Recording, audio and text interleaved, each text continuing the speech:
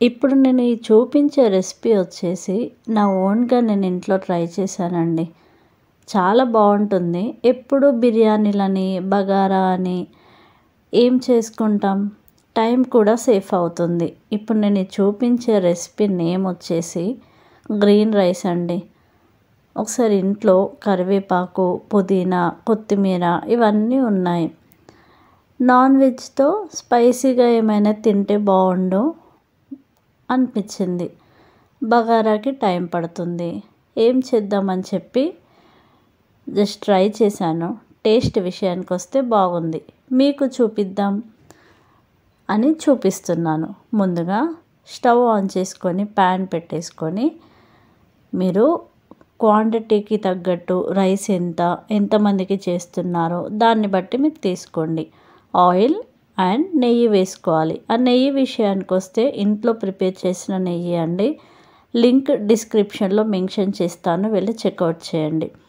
Oil కొద్దిగా వేడెక్కాక అందులోనే జీలకర్ర వేసుకోవాలి. జీలకర్ర కొద్దిగా వేగిన తర్వాత హోల్ బగారా ఐటమ్స్ వేసుకొని కొద్దిగా ఫ్రై అయిన తర్వాత వెల్లుల్లి కచ్చపచ్చగా దంచుకొని వేసుకోండి. కొద్దిగా వేగిన తర్వాత శనగపప్పు వేసుకోవాలి.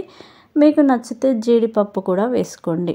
శనగపప్పు అనేది కొద్దిగా బ్రౌన్ కలర్లోకి వచ్చేంత వరకు ఫ్రై అయిన తర్వాత మీ రుచికి సరిపడా పచ్చిమిర్చి వేసుకోండి. పచ్చిమిర్చి చేదు రాకుండా ఉండడానికి మీరు ఆయిల్లోనే కొద్దిగా సాల్ట్ అనేది వేస్తే పచ్చిమిర్చి చేదు అవ్వకుండా ఉంటుంది. పచ్చిమిర్చి కూడా కొద్దిగా ఫ్రై అయిన తర్వాత కరివేపాకు అండ్ పుదీనా వేసుకోండి. కరివేపాకు అండ్ పుదీనా కూడా కొద్దిగా ఫ్రై అయిన తర్వాత మీ రుచికి సరిపడా సాల్ట్ వేసుకోండి. ఇక ఈ రైస్ విషయానికి వస్తే చికెన్లోకి, మటన్లోకి, నాన్ వెజ్ రెసిపీస్ ఏ కర్రీలోకి అయినా భలే బాగుంటుందండి. టేస్ట్ చాలా బాగుంటుంది. మీరు ఒకసారి ట్రై చేయండి. ఇలా కొద్దిగా ఫ్రై అయిన తర్వాత లెమన్ జ్యూస్ వేసుకోండి.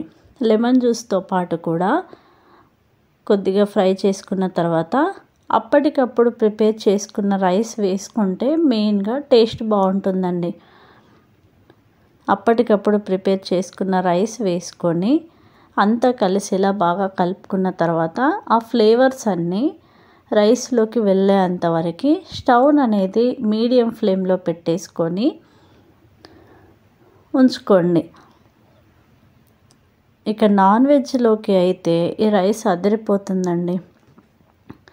బగారా సేమ్ బగారా ప్రాసెసే అనిపిస్తుంది. బట్ ఇక ఈ రైస్ విషయానికి వస్తే టైం సేఫ్ అవుతుంది.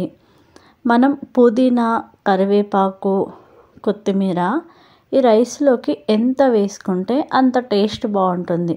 మీరు ఎంతమంది ఉంటారో ఆ క్వాంటిటీని బట్టి మీరు రైస్ ఎంత తీసుకుంటారో దాన్ని బట్టి అన్ని ఇంగ్రీడియంట్స్ అనేది వేసుకోండి. ఇలా ఆ ఫ్లేవర్స్ అన్నీ రైస్లోకి వెళ్ళేలా మూత పెట్టేసుకొని మధ్య మధ్యలో కలుపుకుంటూ 5 to 10 minutes వరకు స్టవ్ మీదే ఉంచేసుకోండి.